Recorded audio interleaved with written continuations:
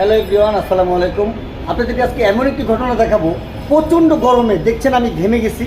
এই প্রচণ্ড গরমে একটি ছেলে ফ্রিজের ভিতরে ঢুকে পড়ছে।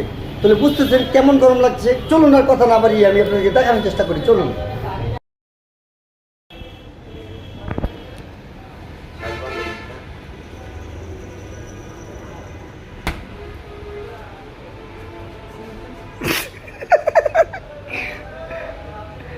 আপনারা দেখছেন প্রিয় দর্শক, গরমের তাড়নায় এই ছেলেটি দেখেন এসির ভিতরে বসে আছে। কিভাবে সম্ভব বলেন?